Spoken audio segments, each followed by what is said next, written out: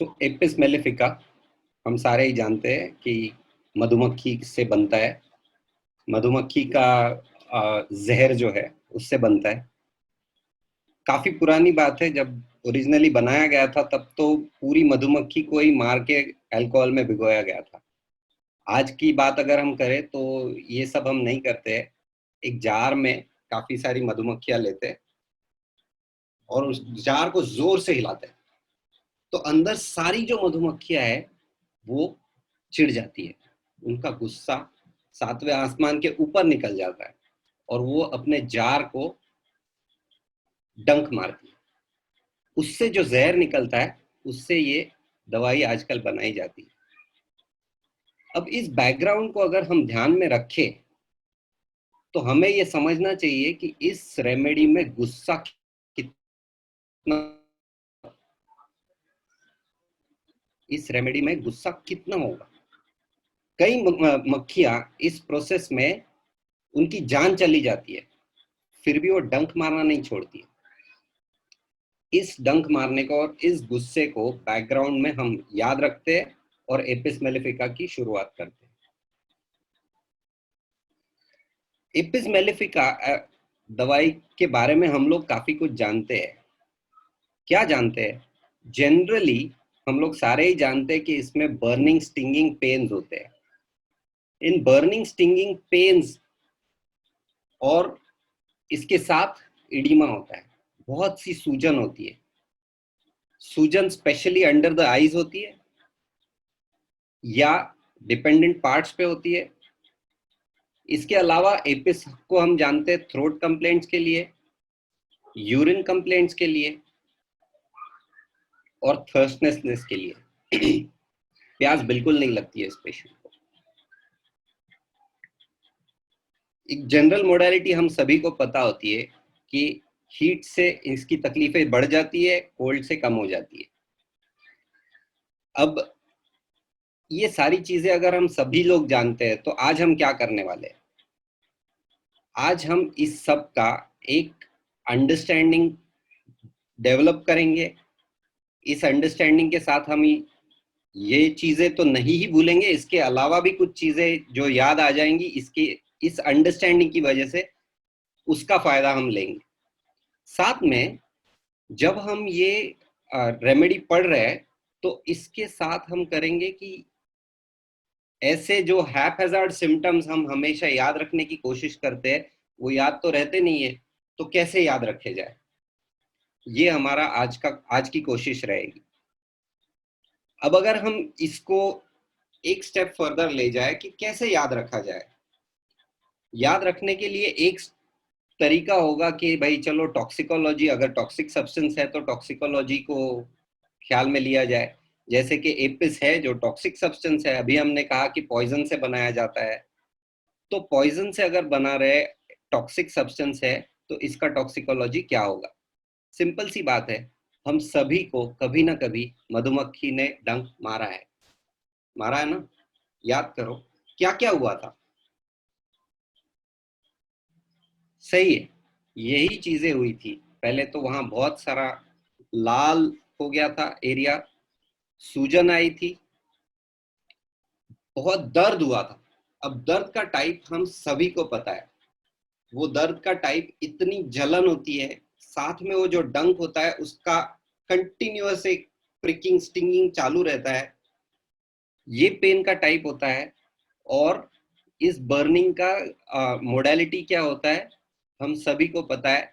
ठंडा लगाने से बहुत बढ़िया लगता है, वो सूजन भी कम हो रही है ऐसा लगता है। और इसी के साथ हमको शायद पता होगा कि गीली मट्टी लगाते हैं। अगर मधुमक्खी का डंक हो जाए तो गीली मट्टी लगाते हैं। गीली मिट्टी क्यों? क्योंकि वो ज्यादा देर ठंडी रहती है, ज्यादा देर गीलापन ठंडापन देती रहती है। ये एक्चुअल जब मधुमक्खी काटती है तब ये सब होता है। अब इस सब में एक चीज हम लोग जनरली नजरअंदाज करते हैं। ये नजरअंदाज क्या करते हैं, ये सब रेडनेस स्वेलिंग जो है इसके साथ burning stinging of course, but एक सेंसेशन होता है जो बिना बिना एकदम जैसा मीठा मीठा होता है, और वो सेंसेशन होता है कि जैसे बहुत फूल गया है, बहुत ही ज्यादा फूल गया है, वो बहुत ज्यादा सूजन आ गई है। हालांकि एक्चुअली उतनी सूजन नहीं होती है, ये भी साथ में होता है। अगर आप याद कर पाए तो देखिए, यही एग्जैक्ट एक्शन है एपिस मेलेफिका की। बट ये एग्जैक्ट एक्शन अगर हम सिर्फ इतने लोकल लेवल पे ही समझे तो कुछ भी नहीं समझे। ये एग्जैक्ट एक्शन आज हम देखेंगे कि अलग अलग एरियाज में, अलग अलग बॉडी के पार्ट्स में कैसे अप्लाई होती है। तो कौन से पार्ट्स में अप्लाई होती है, पहले वो देखते हैं। किसी ने कहा है कि नर्वस सिस्टम के थ्रू एक्शन जब करती है हमारी रेमेडी, तो एपिस एक्शन करती है बेसिकली सेल्यूलर टिश्यू पे। जहां भी सेल्यूलर टिश्यू है, अब वो तो अब पूरी बॉडी में है, तो पूरी बॉडी में सेल्यूलर टिश्यू लेवल पे एपिस का एक्शन है कि वो सूजन पैदा करता है। सूजन का मतलब पानी जमा हो जाता है, इतना सिंपल। अब पानी के जमा होने से हम लोग पैथोलॉजिकल लैंग्वेज में अगर समझने की कोशिश करें तो एफ्यूजन होता है, ड्रॉप्सी होता है, एडिमा होता है। एफ्यूजन को अगर हम समझे तो एक्चुअली थोड़ा क्रॉनिक इन्फ्लेमेशन या लेट इन्फ्लेमेशन का स्टेज है। तो स्किन लेवल पे क्या होता है, स्किन लेवल पे होता है अर्टिकेरिया। अब ये अर्टिकेरिया क्या है, अर्टिकेरिया एलर्जिक रिएक्शन है। एलर्जिक रिएक्शन में क्या क्या होता है, सेम चीज है, लाल हो जाता है, सूजन आ जाती है, इरप्शंस होते हैं, स्टिंगिंग बर्निंग पेन्स होते हैं, यही सारी चीजें। इसके अलावा सीरस मेम्ब्रेन्स और म्यूकस मेम्ब्रेन्स पे इसका बहुत बढ़िया एक्शन है। अब सीरस मेम्ब्रेन्स कहाँ होती है, सीरस मेम्ब्रेन्स बॉडी में ऑर्गन्स के कवरिंग्स में होती है। तो अगर आप समझो, लंग्स में प्लूरा होता है, हार्ट के लिए पेरिकार्डियम होता है, पेरिटोनियम होता है, सारे इन कवरिंग्स में ड्रॉप्सी हो जाती है। This is another action of apis mellifica. Mucous membranes में भी इडीमा हो रहा है। अब म्यूकस मेम्ब्रेन्स में इडीमा, क्या आप सोच सकते हैं कौन सी कंडीशन है? काफी पुरानी कंडीशन है, आज हम लोग ये कंडीशन इतनी नहीं देखते हैं, बट डिफ्थीरिया में ये बहुत कॉमन हुआ करता था। तो अगर आप लिटरेचर पढ़ते हो एपिस मेलेफिका का, डिफ्थीरिया के लिए सब बहुत ही बढ़िया रेमेडी है एपिस मेलेफिका। और उसका कैरेक्टरिस्टिक है कि diphtheria which is painless.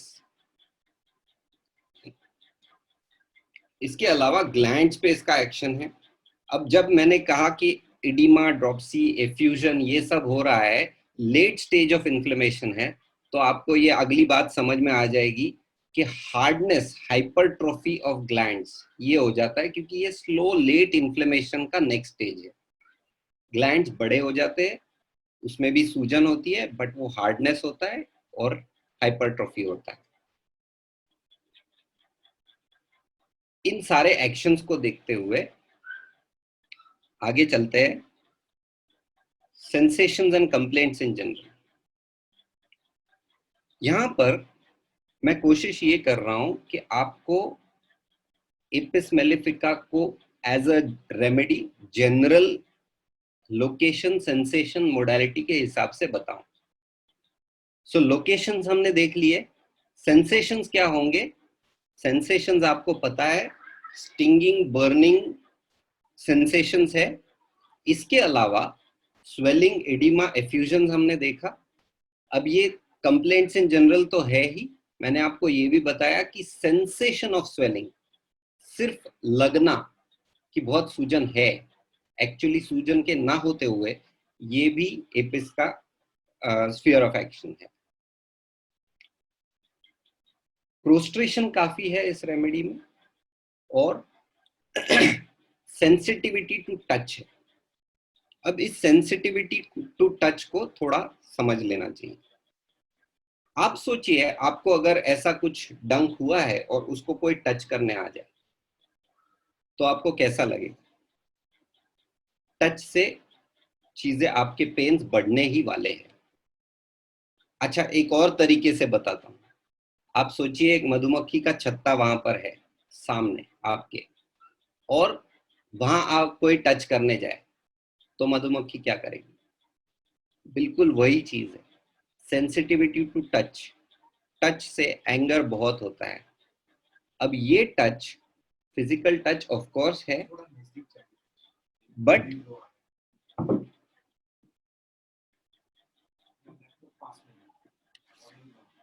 So physical touch of course है, बट इसके अलावा माइंड के लिए भी टच बहुत एग्रेवेटिंग फैक्टर है। कुछ एरियाज, हम हर एक के लिए कुछ एरियाज होते हैं जो हमको लगता है कि नहीं, यहाँ पर मुझे नहीं जाना है, ये सोच मुझे नहीं लानी है, इससे मुझे तकलीफ होती है। और उसको अगर कोई आके छू ले, पूछ ले आपको कि क्या चल रहा है उसके बारे में, वो बहुत ज्यादा तकलीफ देता है। ये सेंसिटिविटी टू टच इतने हद तक है कि बुक्स में तो दिया गया है कि अगर हेयर भी टच करे उस पार्ट को तो भी तकलीफ बढ़ जाती है। थोड़ा मोडालिटीज को देख लेते हैं, जनरल मोडालिटीज को देख लेते हैं। एग्रेवेशन, हमने देखा कि वार्मथ से एग्रेवेशन बहुत है।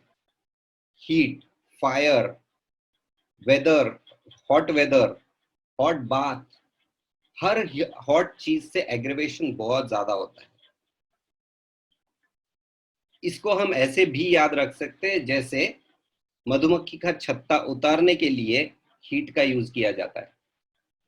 दैट इज बिकॉज वो मधुमक्खियां उससे, आग से डरती भी है और जलती भी है, और उसको बहुत ज्यादा सेंसिटिविटी होती है। टच से एग्रेवेशन है, नींद आने के बाद या सोकर उठने के बाद एग्रेवेशन है। दोपहर को 3 बजे एग्रेवेशन है। इसको याद ही रखना पड़ेगा कि दोपहर को 3 बजे एपिस को एग्रेवेशन है। अब इसको मैं तो ऐसे याद रखता हूं कि कोई भी अक्यूट आता है और अगर 3 PM बोलता है तो I think first of Apis, पहली रेमेडी जो मेरे दिमाग में आती है वो एपिस होती है। 3 PM एग्रेवेशन के लिए हाईएस्ट मार्क्स में दी गई रेमेडी है। और सप्रेस्ड इरप्शंस से एग्रेवेशन होता है। सप्रेस्ड इरप्शंस से एग्रेवेशन के लिए और कुछ रेमेडीज है, जैसे कि जिंकम मेट है, क्यूप्रम है, उनसे इसको कंपेयर करना चाहिए। यहां पर सप्रेस्ड इरप्शंस की वजह से क्या होता है ये देखना जरूरी है। इसमें ग्लैंड्स के ऊपर एक्शन आ जाती है और ग्लैंड्स की हाइपरट्रोफी हो जाती है because of suppressed eruptions. Aggravations generally आसानी से याद रहते हैं। अमिलियोरेशंस जो है उसके ऑपोजिट है।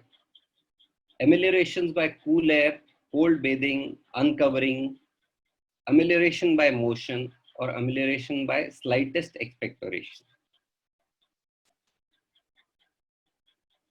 यहां तक अगर हम समझ पाए कि जनरल फील क्या है रेमेडी का। एक तो जैसे मैंने कहा बहुत गुस्से वाली रेमेडी है, सूजन वाली रेमेडी है। जैसा गुस्सा मन में है वैसा गुस्सा यहाँ पर लाल होने में, सूजन में है। और जरा भी टच करे या माइंड में या पैथोलॉजी या फिजिकल लेवल पे तो ज्यादा हो जाता है। ये जनरल फील अगर हम ले ले तो हम आगे बढ़ सकते हैं। आगे बढ़ने में जैसे मैंने कहा कि एक तो ये सूजन जो है इसको ठीक से समझ लेना चाहिए।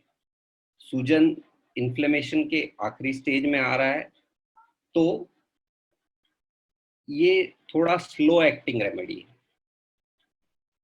स्लो एक्टिंग जब मैं कह रहा हूं तो ये क्रॉनिक के लिए कह रहा हूं, और स्लो एक्टिंग जब मैं कह रहा हूं तो जो पैथोलॉजी बोल रहा हूं उस हिसाब से भी बोल रहा हूं और माइंड के हिसाब से भी बोल रहा हूं।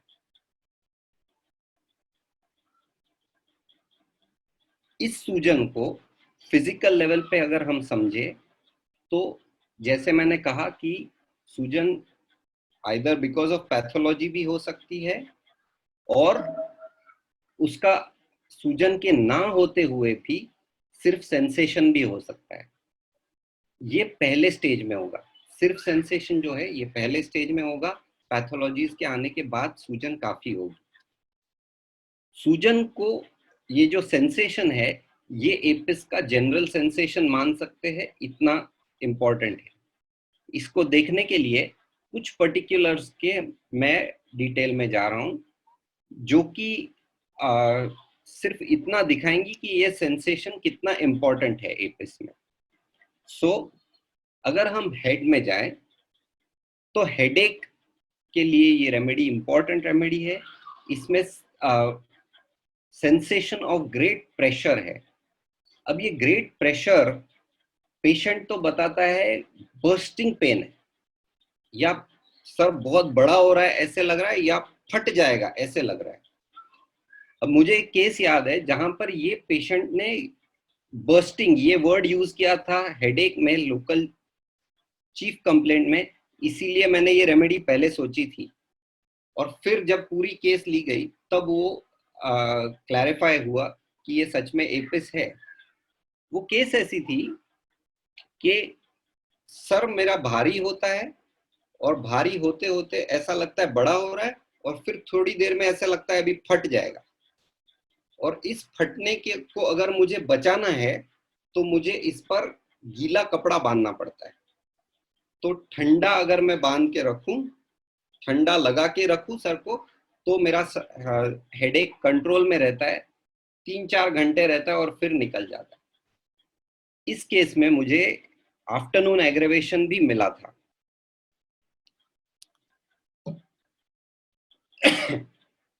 इसके अलावा केस में काफी सारी चीजें थी जो शायद मैं आगे बताऊंगा। हेडेक में हमने देखा ये sensation of great pressure, bursting, expensive, ये दिख रहा है। हेड फील्स टू लार्ज, ऐसा भी दिख रहा है। इसके अलावा अगर हम आगे पर्टिकुलर्स में देखते जाए, थोड़ा हम इसको स्पीड अप करेंगे ताकि बाकी चीजें भी हम ठीक से देख पाए। आईज के यहाँ पर हमको सबको पता है स्वेलिंग होता है। अब ये स्वेलिंग कितना होता है कि आंख खुल भी नहीं पाती, या आंख के नीचे स्वेलिंग होता है। अब हम सबको पता है आंख के ऊपर वाला स्वेलिंग कौन सी रेमेडी में है, कालिका में है। सो आंखों के नीचे स्वेलिंग, या जैसे मैंने कहा डिपेंडेंट पार्ट्स पे स्वेलिंग, ये एपिस का फीचर है। आंखों में अगर कंजंक्टिवाइटिस हो रहा है तो redness, burning, stinging pains, causing a lot of flow of water, lacrimation बहुत ज्यादा होता है। ये रेमेडी कॉर्नियल अल्सर के लिए भी यूजफुल है, जिसमें फोटोफोबिया एक इंपॉर्टेंट सिम्टम होता है।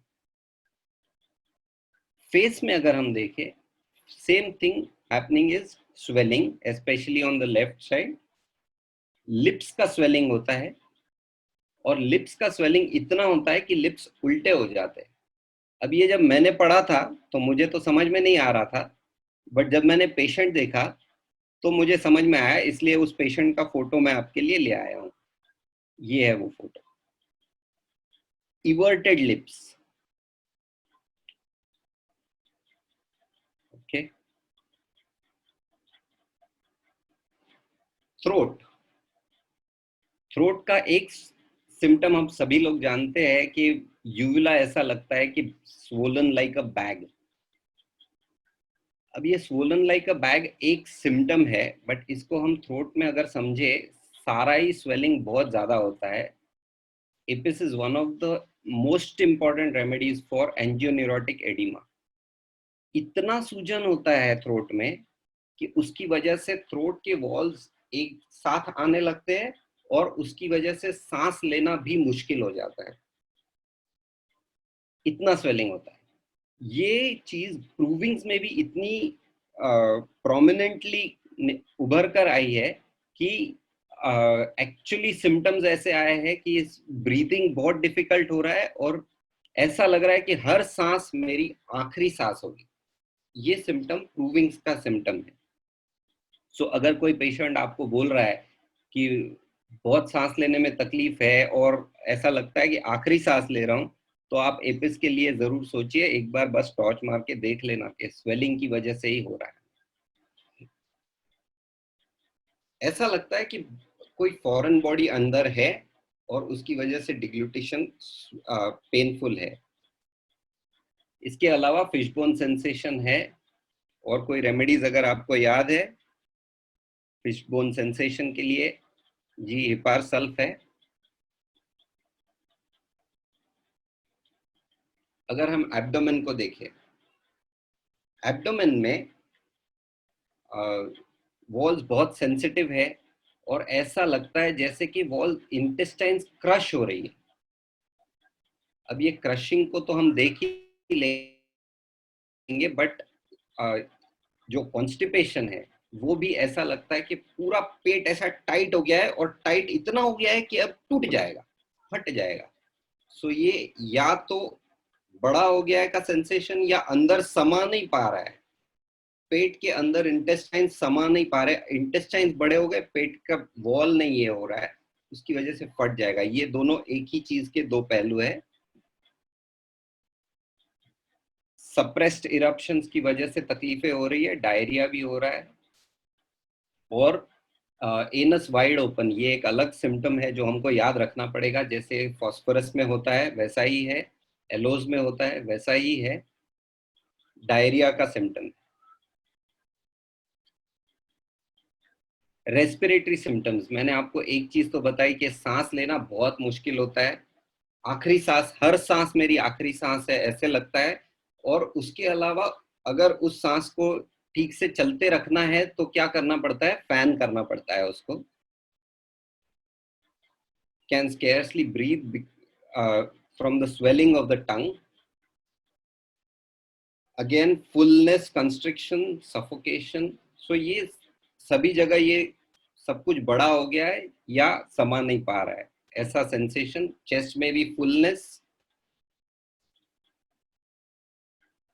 Jammed feeling, bruised feeling.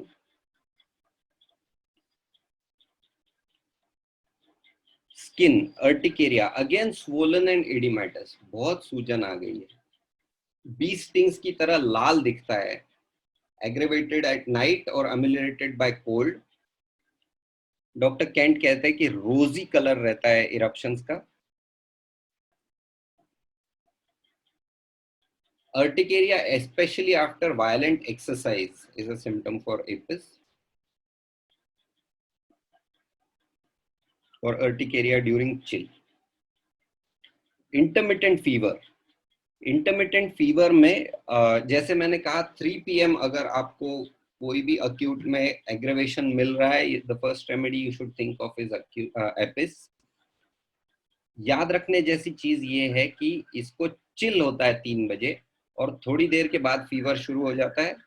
Chill के साथ थर्स्ट होती है, और बाकी दो स्टेजेस में थर्स्ट नहीं होती है।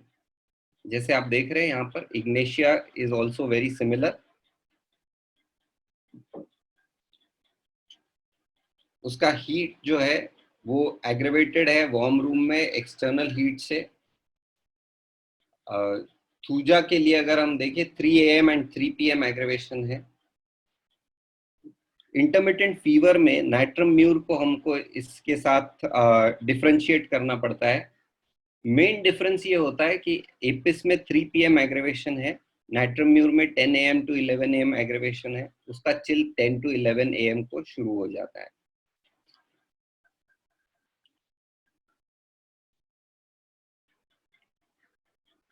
जब हम ये सारे पर्टिकुलर्स देख रहे थे, तो पर्टिकुलर्स में हमने देखा कि ये सूजन वाला सेंसेशन या समा नहीं पाने वाला सेंसेशन बहुत कॉमनली आ जाता है। इसके अलावा इस चीज का एक और मतलब भी है जो मन में इसका रिफ्लेक्शन दिखता है। अब ये मन का रिफ्लेक्शन देखने से पहले मुझे लगता है कि हमको माइंड के सिम्टम्स समझ लेने चाहिए।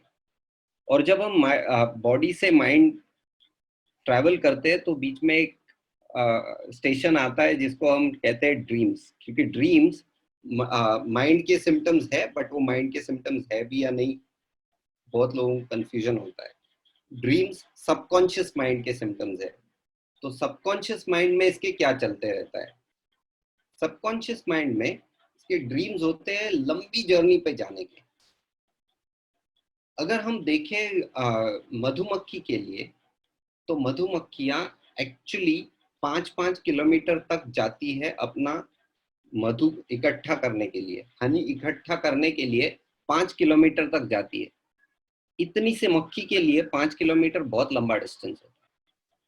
वही चीज इसकी ड्रीम्स में आ रही है कि इसको ड्रीम्स आते हैं लॉन्ग डिस्टेंस जाने के, often dreams of flying through the air आते हैं। अब ड्रीम्स ऑफ फ्लाइंग के लिए काफी सारी रेमेडीज है। इसमें से एक रेमेडी है लैक्कैन। ड्रीम्स ऑफ फ्लाइंग के लिए अदर रेमेडीज आते हैं बर्ड रेमेडीज। तो इनके साथ डिफरेंशिएट कर लेना चाहिए।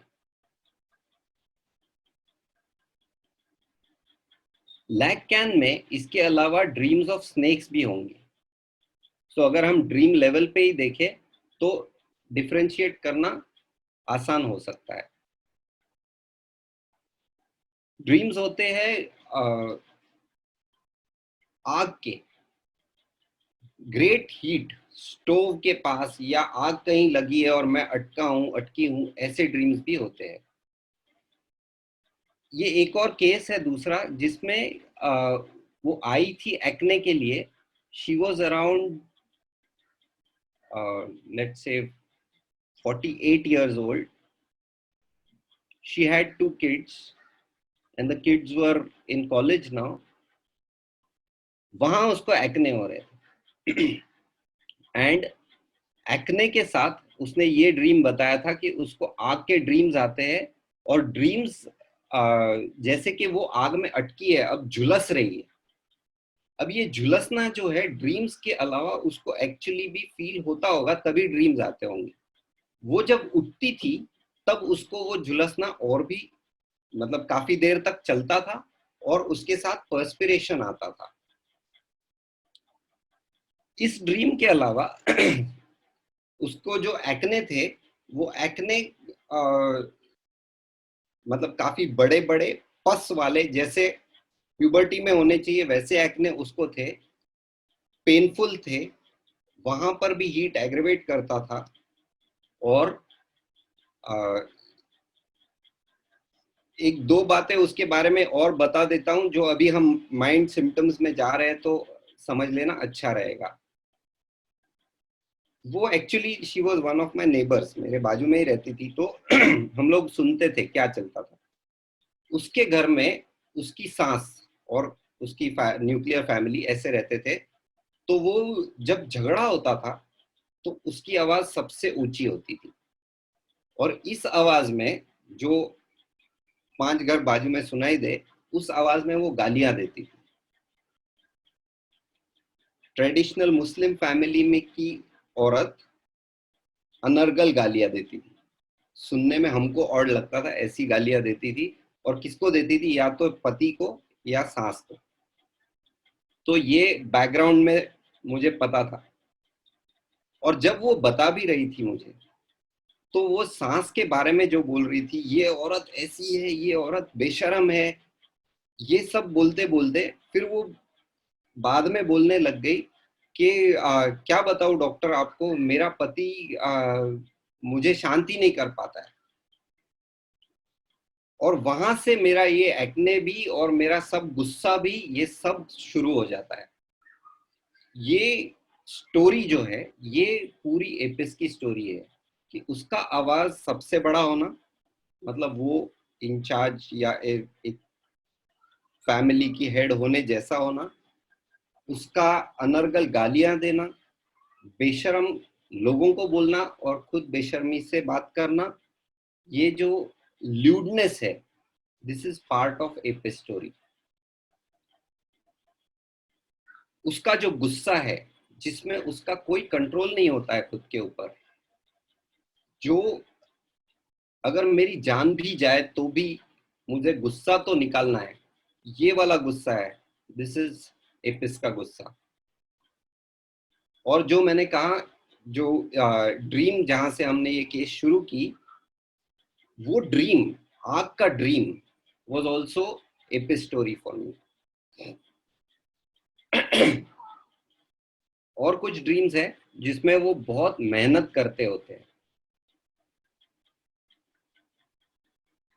तो ये मेहनत वाले ड्रीम्स जो है, इनको भी समझना चाहिए कि एक्चुअली अगर हम देखें हनी बी को, मधुमक्खी को, तो वो कितनी मेहनत करती रहती है। और ये जो मेहनत है, ये मतलब एक तो नॉन स्टॉप है, दूसरा वो मेहनत कर करके, मधु जमा कर करके, ऑफकोर्स थोड़ा बहुत तो खा लेती है, अपने पूरे सोसाइटी को देती है, बट इन दी एंड होता क्या है, छत्ते में जमा करती है, और छत्ते में जो जमा किया हुआ है वो कोई आके जला के, मधुमक्खियों को मार के सारा मधु को ही ले जाता है। ये अगर हम समझे, ये स्टोरी है मधुमक्खी की, एपिस की। सो अभी मैं जो बता रहा हूं, ये 3-4 एस्पेक्ट्स मैंने बताए जो सारे एपिस के स्टोरी का पार्ट है। जब मैं कह रहा हूं कि मधुमक्खी बहुत मेहनत करती है, मधु जमा करती है, कोई ले जाती है, तो इट इज एक्चुअली जैसे वो फल कोई और ले जा रहा है और ये मेहनत बहुत कर रही है। So we have a rubric, busy fruitlessly. अब बिजी फ्रूटलेसली में इसके दो मीनिंग्स होते हैं। एक तो ये जो मैंने बताया, एक और है जिसमें वो कुछ भी नहीं कर रही है, कुछ फ्रूटफुल नहीं कर रहे है, और फिर भी बिजी है, फिर भी यहाँ वहां करते रह रहे हैं। जैसे कि अगर आपने छत्ता देखा है, तो अगर वो मधु जमा नहीं भी कर रहे हैं तो भी वो गुनगुन करते रहते हैं। इट इज ऑल कंटिन्यूअस चल रहा है एक्टिविटी। ये भी एपिस का स्टोरी है। जब हम इसको थोड़ा और डीपली समझेंगे, जो कि माइंड सिम्टम्स के बाद हम करेंगे सेंसेशन मेथड के हिसाब से, तो ये स्टोरी काफी सारे इंसेक्ट्स का भी है। माइंड सिम्टम्स को थोड़ा डिटेल में देखते हैं।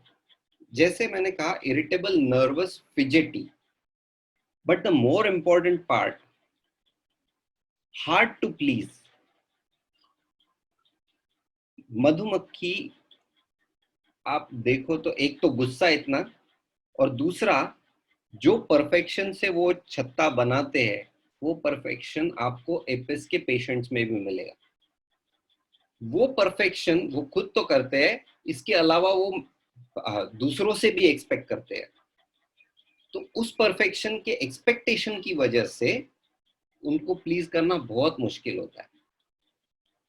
अब ये हार्ड टू प्लीज, ये जो सिम्टम है, ये सिम्टम एक्चुअली एक और रेमेडी में है। वो रेमेडी है हिपार सल्फ। बट हिपार सल्फ में ये टोटली अलग है। हिपार सल्फ में हार्ड टू प्लीज उसको कोई, क्या बोलते हैं, आगा पीछा ही नहीं है, उसका कोई लॉजिक ही नहीं है। हिपार सल्फ में रेज इतना है कि without logic, without expectation of perfection, without anything, गुस्सा ही होना है बस। तुम अगर यहाँ बैठे हो तो यहाँ क्यों बैठे हो, वहां वहां देख रहे हो तो वहां क्यों देख रहे हो। ये हिपार सल्फ का है, उसको कुछ भी करके तुम शांत नहीं कर सकते। एपिस में एटलीस्ट वो परफेक्शन अगर रहेगा तो थोड़ा बहुत कम रहेगा उसका गुस्सा। तो apis is hard to please, but at least it is possible. Hepar sulph में पॉसिबल नहीं। Apis also as a symptom laughs at every misfortune। यहां समझना ये है कि जैसे वो मधुमक्खी के काटने के बाद दो टाइप के रिएक्शंस माइंड लेवल पे होते हैं। कुछ लोगों को होता है कि ठीक है, काट लिया, इधर एक्शन आया है, तो अब ठीक है, 2 दिन में ठीक हो जाएगा, और इसको हंस के भी निकाल सकते हैं। बट कुछ लोगों को बहुत डर होता है कि अब ये काट लिया, अब क्या हो जाएगा, अब क्या हो जाएगा। और अगर हम देखें जिन लोगों में ये फियर है, उन लोगों में फियर की वजह से या किसी और वजह से भी उसका रिएक्शन जनरल हो जाता है। तो अगर हम लिटरेचर पढ़े तो कुछ जगहों पे ये भी दिया है कि रिमोटली इफेक्ट करता है मधुमक्खी का काटना या डंक मारना, जो 24 घंटे के बाद भी जनरल सूजन लाता है, एंजियोन्यूरोटिक एडिमा तक पहुंचता है। और एक केस अपने होम्योपैथिक लिटरेचर में दिया है जहां पर डेथ हुआ है because of this angioneurotic oedema. So laughs at every misfortune, छोटे छोटे हो या बड़े हो, जो भी हो, मिसफॉर्चून, हार्ड लक अगर हो गया तो उसके ऊपर हंसना, ये उसका कैरेक्टर है। अच्छा, ये inclination to change his occupation, मैंने रेमेडीज यहाँ दे रखे हैं, argentum nitricum conium sanicula tuberculinum. मेरे पास एक केस था जो वो आया था मेरे पास इसके लिए कि रादर वो लाया गया था क्योंकि he was very much interested in bike stunts, और वो स्टंट्स में उसको सबसे ज्यादा खुशी तब मिलती थी जब life would be at risk, जब जान जाने की जोखिम हो तभी उसको मजा आता था। कुछ तो अगर हो एडवेंचर टाइप होना चाहिए। उसकी उम्र थी अराउंड 14-15 इयर्स जब वो इतने सारे स्टंट्स करता था। उसके पास ना लाइसेंस था, ना फादर ने गाड़ी दी हुई थी, बट दोस्तों की गाड़ी पे वो स्टंट्स किया करता था। और उसमें उसमें 2-3 सिम्टम्स मैंने देखे थे, जो जिसमें से एक ये सिम्टम था, he used to start other than his stunts, वो जो भी करता था कुछ भी कंटिन्यूअसली नहीं करता था। उसने म्यूजिक सीखा हुआ था, उसने काफी सारी चीजें सीखी हुई थी, वो चेंज करते रहता था। सो ये एक ही चीज थी जो वो करते रहता था, that was the stunts. And उसके फादर का एंड में जब मैंने पूछा था फादर को, तब फादर का भी यही कहना था कि ये बंदा कुछ कंसिस्टेंटली करता ही नहीं है, बहुत सारी चीजें अंडरटेक करता है बट कुछ करता नहीं है। ये ऐसा हमारे यहाँ रूब्रिक है, undertakes many things but perseveres in nothing.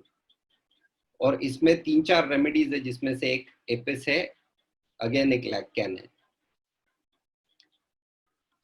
So will not keep steadily eight anything. इसके अलावा एक सिम्टम जो उस केस में मैंने देखा था, वो ये दिया हुआ है शायद, अच्छा, वो ये था कि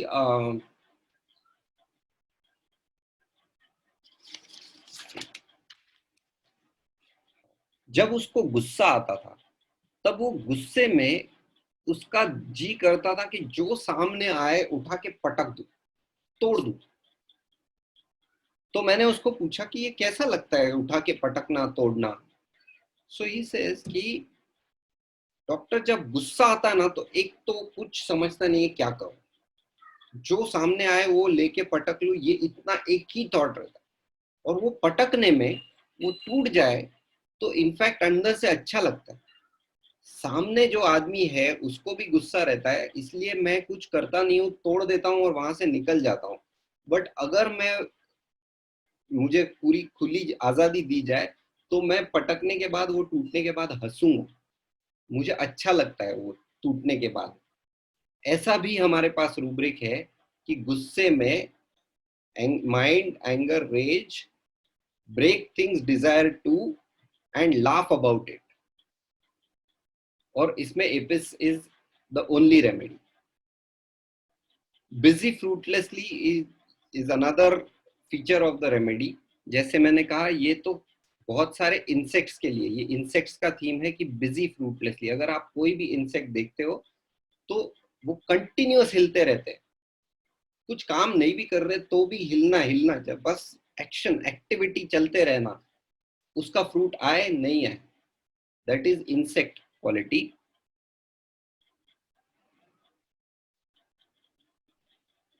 ये गिब्सन मिलर ने ये दिया हुआ है कि बहुत फियर होता है इनमें, एपिस में। और the fear is of having stroke, of something will burst, कुछ भी इमिनेंट डिसोल्यूशन। अब इमिनेंट डिसोल्यूशन का मतलब क्या है? इमिनेंट बिल्कुल सामने पास में है, और डिसोल्यूशन मतलब सडनली सब डिसॉल्व हो जाएगा, मर जाऊंगा मैं सडनली। ये भी इंसेक्ट्स का फीचर है, एपिस का भी फीचर है कि फियर ऑफ सडन डेथ। आप जब मच्छर को देखते हो, वो तो अपनी मस्ती में घूम रहा होता है और सडनली आप उसको मार देते हो। That is also feature of insects, also feature of Apis. Apis में एलिमेंट फ्रॉम जेलसी।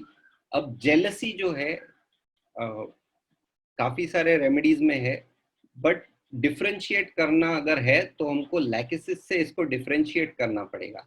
कैसे करेंगे?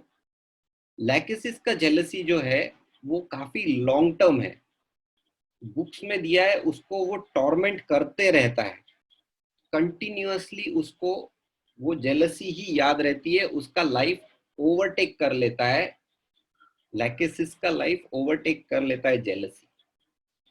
एपिस का जो है, एपिस का जेलसी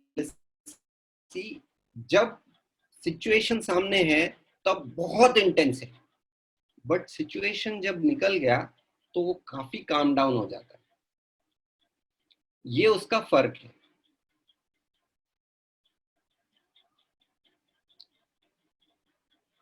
अब जैसे मैंने कहा, हमको इसको थोड़ा याद रखने के लिए साइड बाय साइड कुछ चीजें करनी पड़ेंगी, जो कि एक है कि हम सोर्स से कंपेयर कर रहे हैं। आपने अगर देखा होगा, या तो टॉक्सिकोलॉजी वाइज या सोर्स के साथ एक्चुअली हम कंपेयर करते जा रहे हैं, तो याद रखना आसान हो रहा है। उसी तरीके से ये तो मैंने आपको बता दिया कि आप अप्रोच नहीं कर सकते हो बीज को, वैसे ही पेशेंट्स को भी अप्रोच नहीं कर सकते हो जब तक उनकी मर्जी ना हो, फिजिकल हो या साइकोलॉजिकल। दूसरी चीज, स्वेलिंग कॉमनैलिटी हमको जो दिख रही है वो at the level, physical level हमने देखा सब जगह swelling, sensation of swelling, sensation की दिस कांट बी कंटेन्ड, ये बहुत कॉमनली आ रहा है। अब ये जो है, ये हमको माइंड लेवल पे अगर समझना है तो माइंड लेवल पे भी रिटेंशन ऑफ इमोशंस, इमोशंस को ये बंदे एक्सप्रेस नहीं कर पाते हैं, और एक्सप्रेस न कर पाना, इसकी वजह से इमोशंस जमा होते रहते हैं, और इन दी एंड उनको फटने का डर वहां पर भी रहता है। इस स्वेलिंग को कुछ इस तरीके से एक्सप्रेस किया गया है कुछ बुक्स में कि बहुत एक्साइटेबल पेशेंट्स है जो एक्सप्रेस नहीं कर पा रहे हैं, नहीं कर पा रहे हैं, जमा हो रहा है, जमा हो रहा है, और इन दी एंड बर्स्ट हुआ क्या, ऐसे उनको लगता है।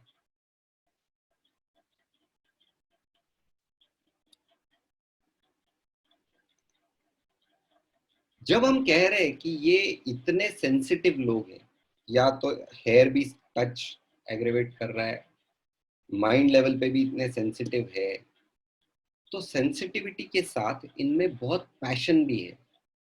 जो हमने देखा मधुमक्खी में भी कि जब वो रेज में रहती है तो खुद की जान भी जाए तो भी उसको डंक मारना है। ये जो पैशन या ये जो being taken into the emotion completely है, ये एपिस का फीचर है, और इस फीचर में उनको बहुत सारी चीजें फेस करनी पड़ती है।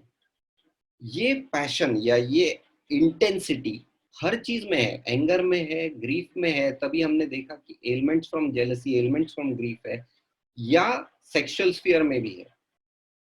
अब सेक्सुअल स्फीयर में जैसे मैंने वो एक्ने की केस में बताया, शेमलेसनेस, ये इंसेक्ट्स का फीचर है, वो एपिस में भी दिया गया है, प्रूविंग में भी आया है, बहुत सारी चीजों में उनको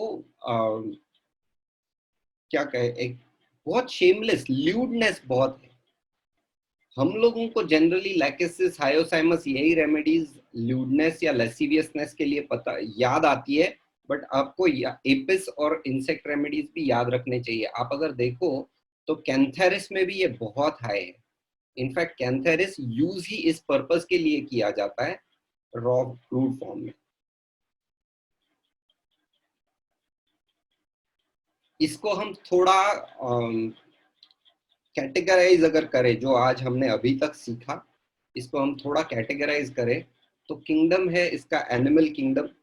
एनिमल किंगडम में यू वर्सेस मी या कंपटीशन या सर्वाइवल, ये सारी चीजें बेस होती है जिसके ऊपर हम समझ सके कि ये एनिमल किंगडम की रेमेडीज है। इसमें से हमने इंसेक्टा के कुछ फीचर्स देखे जो थे sexuality, fear of sudden death, continuous activity, busy fruitlessly, ये सारे फीचर्स हमने देखे। कुछ फीचर्स अभी भी बाकी है जो एपिस में प्रूविंग सिम्टम्स आए हैं। उसमें ये है, अगर आप स्टमक सेक्शन देखो तो इसको भूख ही नहीं लगती है, बिल्कुल भूख नहीं, बिल्कुल प्यास नहीं। इसको आप समझ लो कि इंसेक्ट होता इतना सा है, उसको एनर्जी, एक्टिविटी बहुत है, बट उसको फूड क्वांटिटी बहुत कम लगता है। वो क्वांटिटी कम लगना पेशेंट्स में इस तरीके से दिखता है कि एक्टिविटी बहुत है बट वो खाना ही नहीं खा रहा है बच्चा, सूखता जा रहा है बट खाना नहीं खाएगा, उसको पेट भर गया, बस इतना सा खा लिया, पेट भर गया। थर्स्टलेसनेस एपिस का फीचर ही है।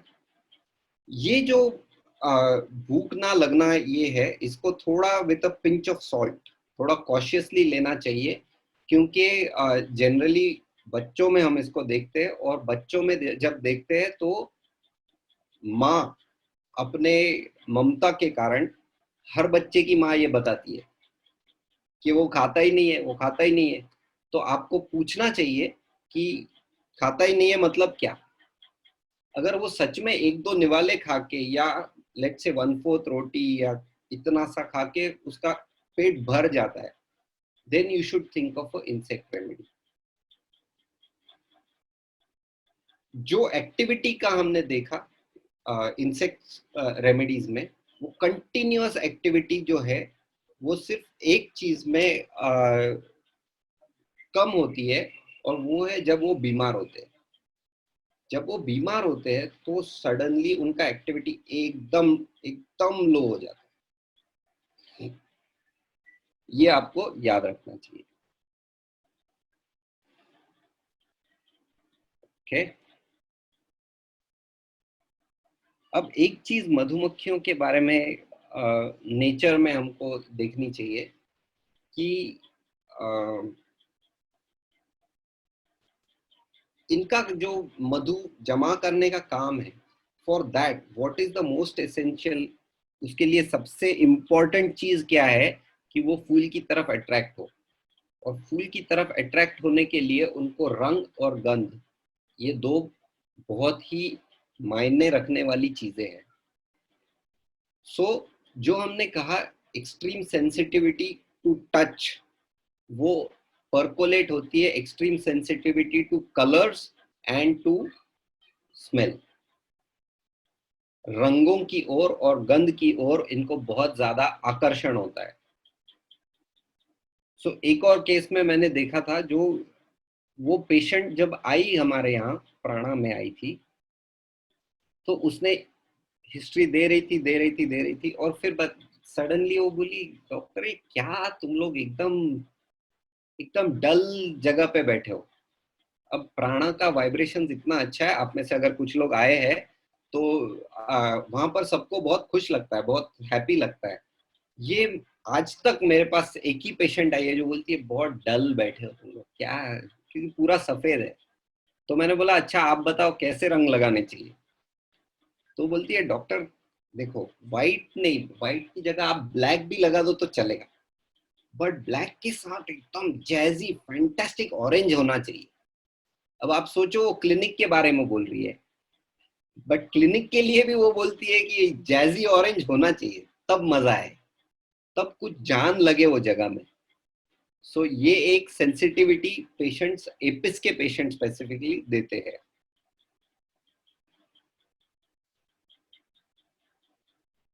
ओके।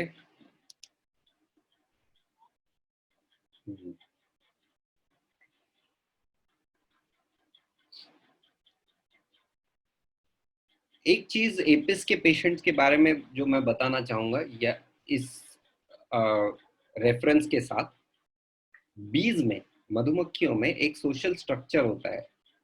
क्वीन होती है, वर्कर्स और ड्रोन्स अलग होते हैं। अब जो क्वीन होती है वो एक ही होती है और उसका काम सिर्फ एक होता है, एंड दैट इज बच्चे पैदा करना, अंडे देना। बाकी सारी सेवा उसकी की जाती है। तो जो क्वीन होती है वो ही डिसाइड करती है कि आगे के जनरेशन में भी कौन क्वीन, कौन सा अंडे को क्वीन का दर्जा देना है, कौन से को वर्कर का देना है, कौन से को ड्रोन का देना है। और ये जो क्वीन वाला फीचर है, ये भी एपिस के पेशेंट्स में बहुत देखने को मिलता है। जैसे वो हेडेक के पेशेंट में मैंने आपको बताया, वो उसकी आवाज सबसे ऊंची होगी। दूसरी भी जो पेशेंट्स मैंने देखे हैं, उनका ये थोड़ा डिक्टेटोरियल टाइप एटीट्यूड मैंने बहुत बार देखा है। और एपिस के लिए मैं तो उसको काफी जरूरी मानता हूँ। अगर मुझे पेशेंट को एपिस देना है तो थोड़ा वैसा डिक्टेटोरियल टाइप एटीट्यूड होना चाहिए। तो ये आपने पेशेंट्स में देखना चाहिए। और दूसरी चीज, ये जो डांस लिखा हुआ है, मधुमक्खियां अपने में, विद इन द बीज, अपने अपने में काफी कम्युनिकेट करती है। उसका जरिया ये डांस होता है। और ये डांस जो है, ये एक्टिविटी का भी पार्ट है, बट ये कम्युनिकेशन का भी पार्ट है।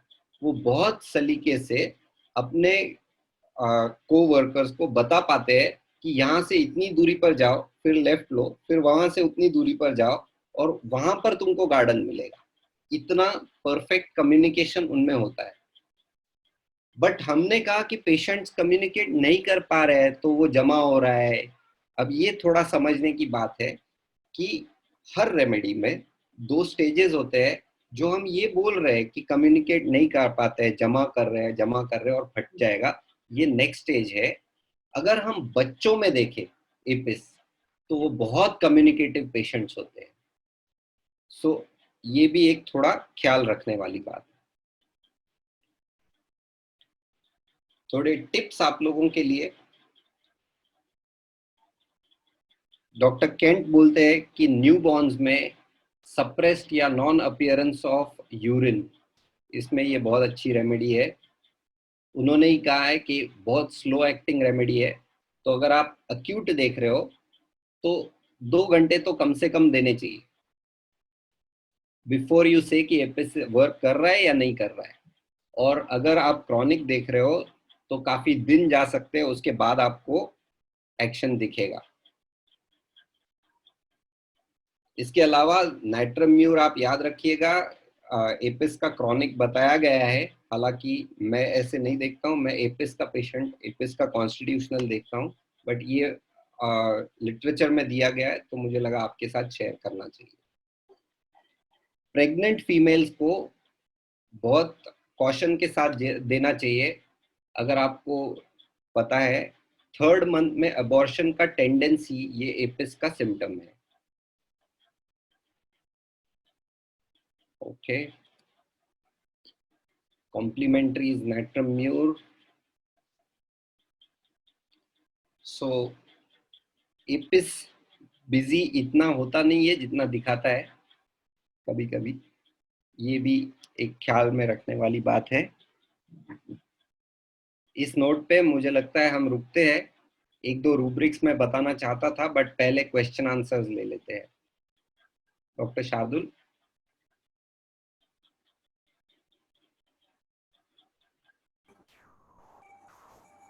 क्वेश्चन। हाँ,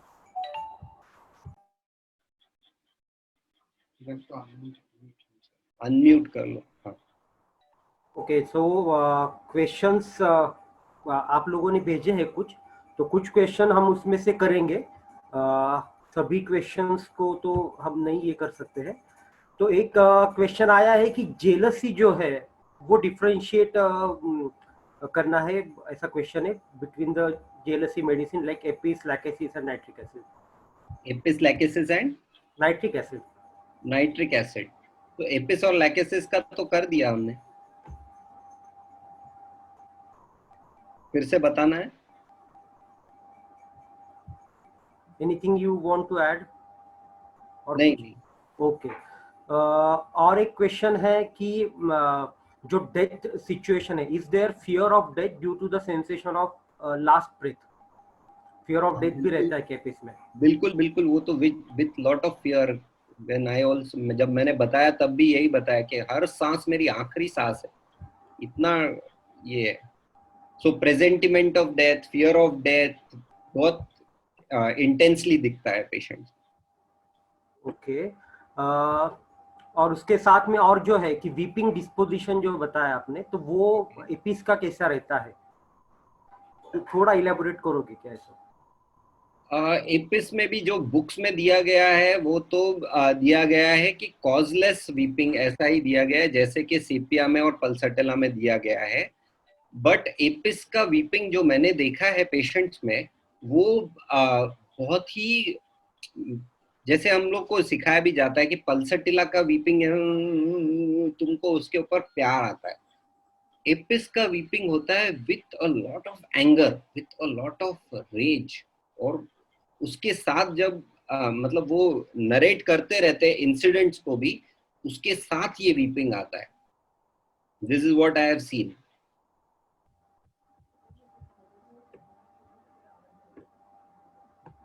okay, so I think we have covered the question. और एक दो क्वेश्चन है, शायद टाइम है थोड़ा तो कर सकते हैं।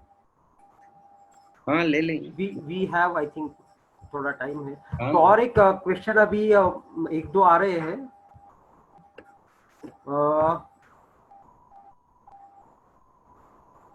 Why Apis drops things frequently in spite of being so careful? in spite of being so careful, in spite of being so perfectionist या meticulous, हाँ हाँ इसका एक्शन जो है जिसमें इन्फ्लेमेशन और ये सब हो रहा है, मेटाबॉलिकली उसका रिपरकशन सीएनएस पे भी जाता है। जब इडिमा काफी ज्यादा हो जाता है, एक तो वो सेंसेशन भी है जो जिसमें उसको वो जजमेंट नहीं आ रहा है कि हाथ मेरा कितना बैठेगा, वो भी। और दूसरा सीएनएस पे भी एक्शन जा रहा है जिसकी वजह से वो स्लोनेस आ रहा है, उसकी वजह से ऑकवर्डनेस होता है, तो वो गिरा देता है चीजों को।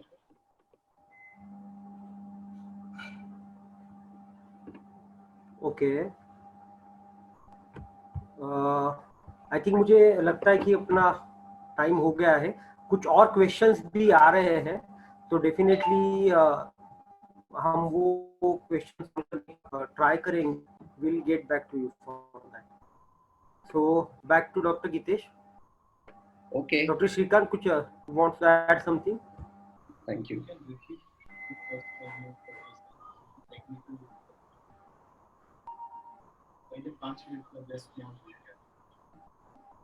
फर्स्ट 5 मिनट्स का रिकैप है वेर हम लोगों ने बात की अबाउट जो इफेक्ट होता है एक्चुअल बी के स्टिंग का, उस पर बात की थी। ये तो हम सबको पता है, ये बात हुई थी कि बर्निंग स्टिंगिंग पेन्स होते हैं, इडिमा होता है, थ्रोट कंप्लेंट्स, यूरिन कंप्लेंट्स, थर्स्टलेसनेस, ये सारे पता है।